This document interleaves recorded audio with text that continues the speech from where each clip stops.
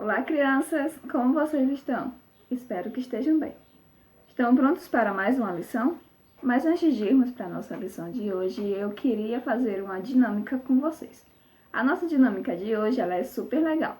Você pode fazer em pé ou sentado, sozinho ou acompanhado.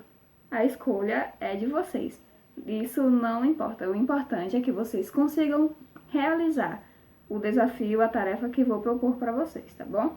A tia vai ensinar a letra de uma musiquinha e em seguida nós vamos tentar dançar essa musiquinha ouvindo ela, tá bom? É assim, ó. Põe tua mão, então nós vamos colocar a mão direita para frente, na mão do meu Senhor. Coloca a mão esquerda em cima da mão direita. Da Galileia, mexe as mãozinhas. Põe tua mão na mão do meu Senhor, que acalma o mar. Meu Jesus, cuida de mim, noite e dia, sem cessar. Põe tua mão na mão do meu Senhor, que acalma o mar. Vocês acham que conseguem dançar essa musiquinha com a tia? Vamos tentar?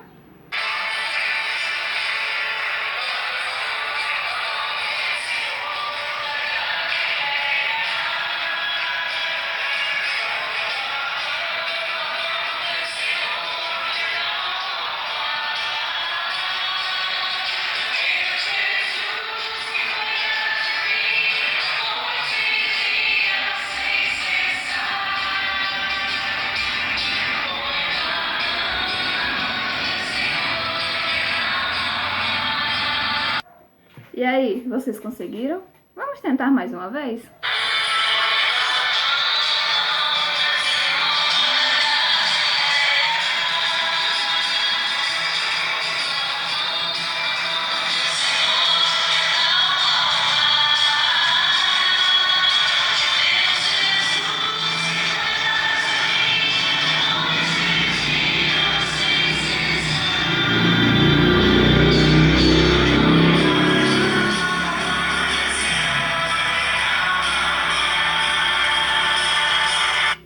Legal, não é?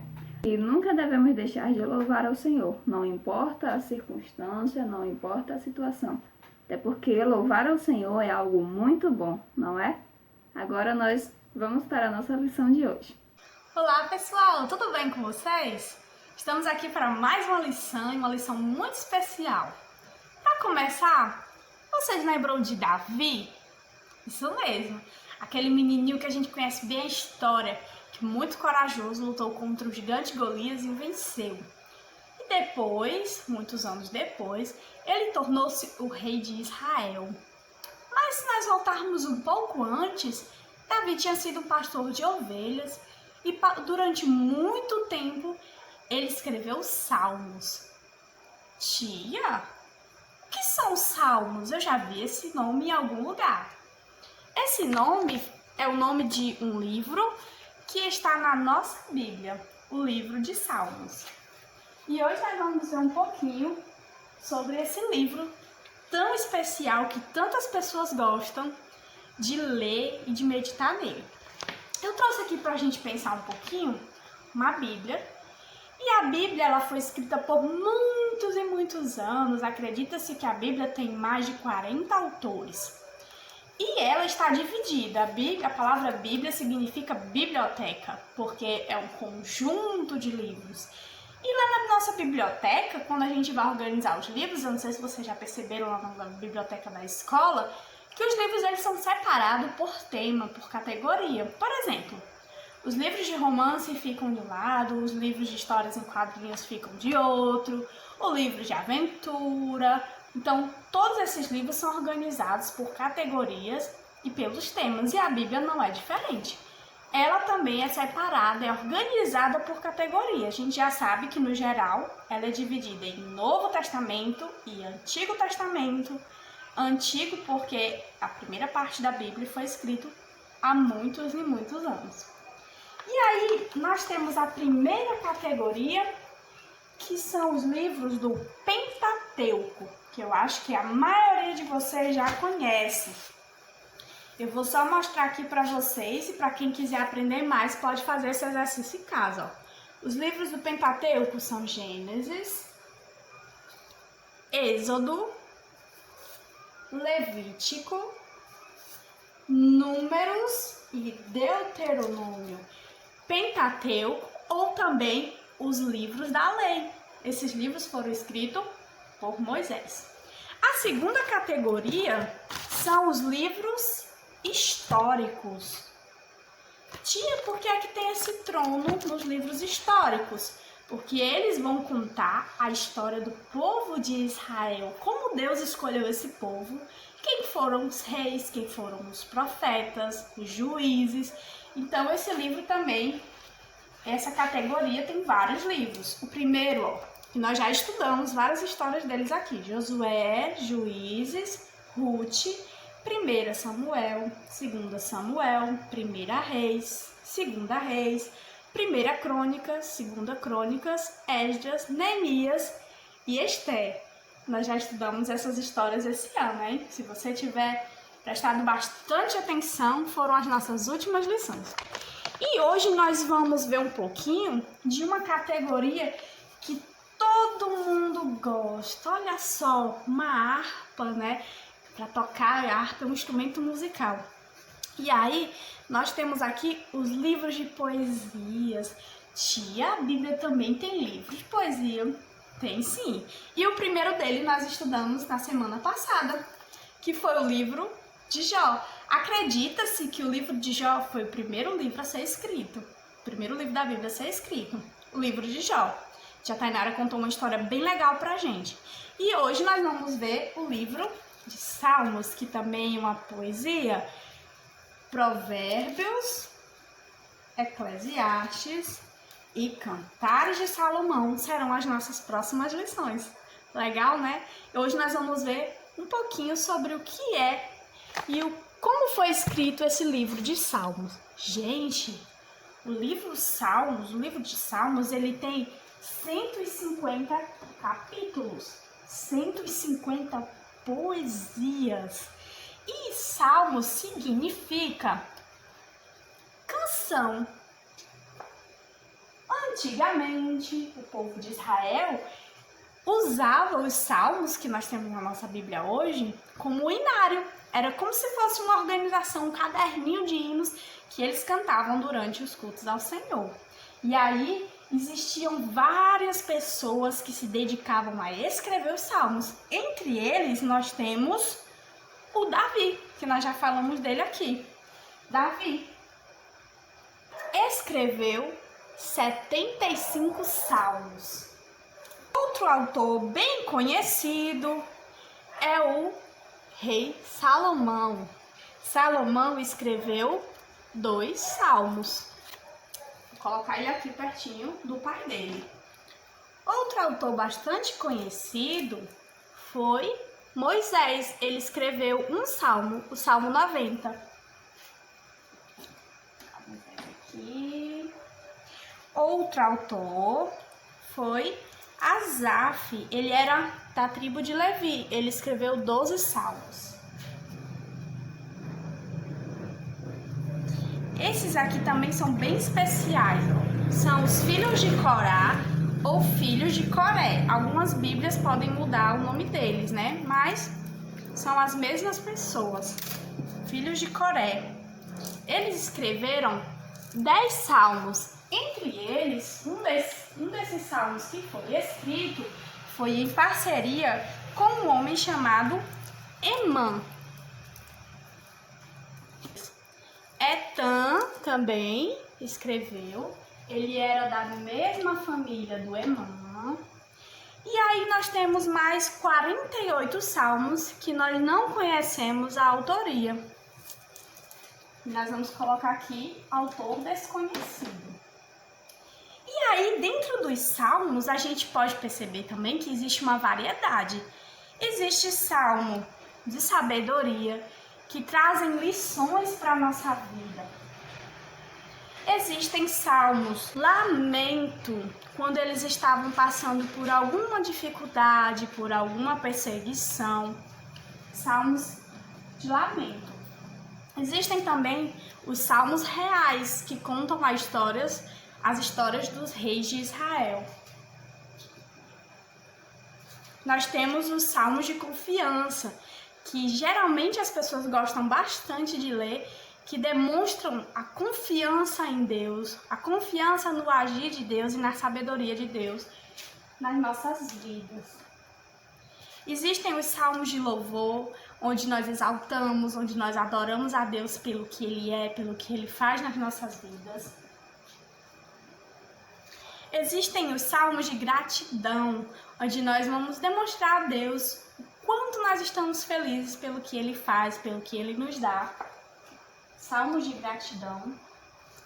Nós temos os salmos messiânicos, que falam sobre a vinda de Jesus, a vinda do Messias, do Filho de Deus, que iria salvar a humanidade dos seus pecados, da condenação dos pecados. Nós temos os salmos imprecatórios, onde os salmistas clamavam pela justiça de Deus, para que Deus fizesse justiça com aquelas pessoas ímpias, que a justiça de Deus recaísse sobre os ímpios, aqueles que não eram tementes a Deus. E por último, nós temos os salmos de peregrinação, que são aqueles salmos que eram cantados durante as viagens para a casa do Senhor.